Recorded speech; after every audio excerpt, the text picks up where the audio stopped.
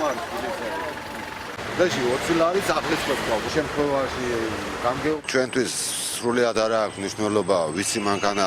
იქნება და ვისი მანქანა ველობილიკზე თუ ტროტუარზე თუ ავტობუსების გაჭერებაზე, იმიტომ რომ ჩვენ ცნობადობა არ გვაქვს თუ ეს ვისი მანქანა და რა არის ყველა მანქანა, რომელიც სადარღვევაზე ექვემდებარება, მასზე ადმინისტრაციული ჯარიმა ვლინდება ყველასთვის ერთნაირად. ტელევიზიაში დაფიქსირებული ფაქტები და ჩვენ კამერებზეც დაფიქსირებული კადრებით ვერ მოქმედებთ, ჩვენ მოქმედებთ, როდესაც ადგილზე თვითონ ჩვენი წარმომადგენელი მონიტორინგის სამსახური გადის, ნახულობს დანაშაულს.